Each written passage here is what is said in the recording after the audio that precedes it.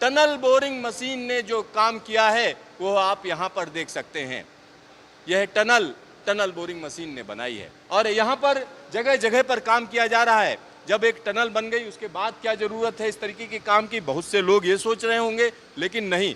यहाँ पर जब रेलवे की हम बात करते हैं तो लंबी टनल्स के बीच में कहीं ना कहीं ट्रॉली रिफ्यूज बनाया जाता है और इस तरीके की तमाम फैसिलिटी दी जाती हैं। तो यहाँ पर वह काम किया जा रहा है। यह काम कैसे किया जा रहा है और इसमें क्या क्या ध्यान रखा जा रहा है, क्या तकनीक लगाई जा रही है, इन सारी चीज़ों पर आइए सीधा बात करते हैं। रमेश जी, यहाँ पर क्या हो रहा है? अभी यहाँ पर हम लोग ट्रॉली रिफ्यूज़ के लिए निच बना रहे हैं। निच ड्यूरिंग जब ट्रेन चलेगी तो इंस्पेक्शन जो ट्रॉली वगैरह रहेगी उसको फैसिलिटेट करने के लिए छोटा सा एक बनाएंगे हम लोग। 3.2 मीटर, कहीं कहीं 4.38 मीटर का जैसे डिज़ाइन है उस हिसाब से बनाया जा रहा है। ये सीपी हमारा जो क्रॉस पैसेज है वो तो क्रॉसिंग के लिए, आने जाने के लिए, ये केवल ट्रॉली को रखने के लिए है। अच्छा, ये कितना गहरा बनाया जाएगा? ये बनाया जाएगा 3.2 मीटर।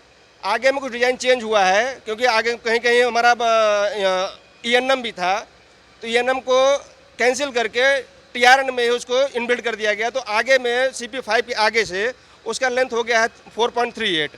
ये जो है 3.2 मीटर रहेगा, केवल टीआरएन रहेगा। ये ट्रॉली यहाँ पर मैं देख रहा था कि ये टनल एक तरीके से तैयार है, उसके बाद इसमें इस तरीके की कटिंग की गई है। कटिंग करने का तरीका क्या होता है जिसमें इस तरीके की ड्रिलिंग करके मटेरियल को निकाला जा रहा है? ये हमारा जो टीबीएम रिंग जो है इसको डिस्टर्ब ना करे। अगर हम इसे ब्रेकिंग करने जाएंगे डिस्टर्ब होगा, इसलिए स्मूथली इसको कोर कटिंग करते हैं ताकि ये पूरा प्रोफाइल से कोर कटिंग करके पहले सेगमेंट को डिटैच कर देते हैं मेन रिंग से। उसके बाद फिर इसको हम मैकेनिकल प्रोसेस से रिमूव करते हैं, फिर ब्रेकिंग चालू करते हैं। ये कोर कटिंग इसलिए करते हैं ताकि ये इस पर इम्पैक्ट ना जाए सेगमेंट पे हमारा, इसलिए कोर कटिंग करना पड़ता है पूरा प्रोफाइल में। कोर कटिंग करने के बाद ये जो जितना सामने वाला काम है, जो पत्थर निकालने वाला काम, ये किस तरीके से किया जाता है? क्या इसमें जो है कोई ब्लास्ट करके भी निकाला जा सकता है या मैनुअल तरीके से, कैसे होता है? ये मैकेनिकल ब्रेकिंग करते हैं, एक्चुएटर के ब्रेकर से ही करते हैं पूरा। ये 3.2 मीटर 4.38 जो भी रहेगा ब्रेकर से ही करते हैं ये। अच्छा, यहाँ पर जो चट्टानें मिल रही हैं किस तरीके की हैं? वो मिक्स है, कहीं सॉफ्ट मिलता है, क्लास में जाएंगे तो B3 क्लास का है, बाकी कहीं थोड़ा सा सॉफ्ट मिल जाता है, ब्रेकर के लिए इजी होता है, कहीं थोड़ा सा ज़्यादा हार्ड मिल जाता है तो उसमें टाइम ज़्यादा लगता है। जहाँ थोड़ा सॉफ्ट मिलता है जल्दी हो जाता है। तो यहाँ पर आप समझिए इस तरीके का काम यहाँ जगह जगह पर चल रहा है। कहीं पर ट्रॉली रिफ्यूज के लिए जगह बन रही है तो कहीं पर क्रॉस पैसेजेस पर काम चल रहा है, उसमें भी गैंट्री लगी हुई है और उन सारी चीज़ों पर लगातार फोकस है।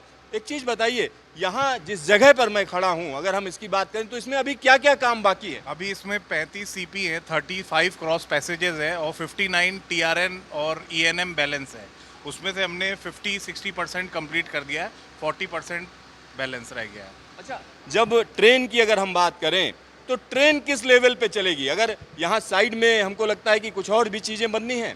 हाँ, यहाँ पे वही सेकंड स्टेज का पार्ट जो भी पहले भी जो नेटम एरिया में जो डिस्कस हुआ अपना, यहाँ पे भी पूरी सेकंड स्टेज कंक्रीट हमारी बैलेंस है और सिग्नल ट्रेंच आएगा, क्योंकि जो कंड्यूट पाइप्स वगैरह जो सब डालने कंड्यूट्स के लिए ये सब मतलब काम हो रहा है। क्या कह रहे हैं? 650 mm अप है, इस एग्जिस्टिंग लेवल से 650 mm अप पे रेल लेवल है, जीरो लेवल है यहाँ पे, यहीं तक फाइनल है। यहाँ तक फाइनल। अच्छा, ये जो बीच वाला हिस्सा है अगर हम इसकी बात करें, ये क्या चीज़ है? ये सेंट्रल ड्रेनेज है, मेन ड्रेनेज है, जो भी पानी आएगा सेंट्रल ड्रेन से होके पूरा थ्रू आउट बाहर जाएगा। तो यहाँ आप समझिए ये टनल, इसको सेफ रखा जाना है तो सेफ रखने के लिए तरीका क्या है कि इसमें पानी को पैसेज दिया जाए, एक रास्ता दिया जाए, क्योंकि पानी को अगर आप रोकेंगे तो पानी अपना रास्ता बना लेता है। तो यहाँ उसके लिए हम कह सकते हैं सेंट्रल ड्रेनेज दिया गया है, यानी आसपास का पानी इसी ड्रेनेज के जरिए निकलता चला जाएगा। और यहाँ 1676 mm की जो है ब्रॉड गेज लाइन डाली जाएगी, यानी दो जो पटरियाँ हैं, दोनों पटरियों के बीच की जो डिस्टेंस है 1676 mm रहेगी।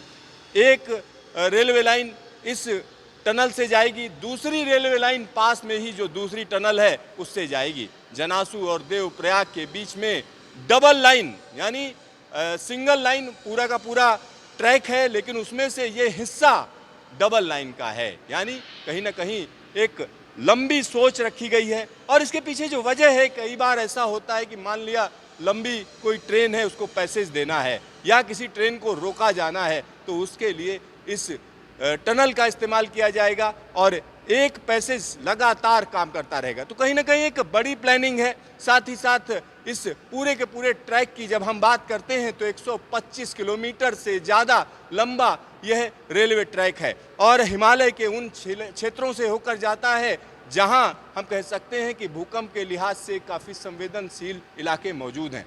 लिहाजा इसमें सारी अलग अलग तकनीक जिनसे ये भूकंप रोधी बने उसका खास ख्याल रखा गया है। Siddharth news station, Devprayag, TBM tunnel के अंदर।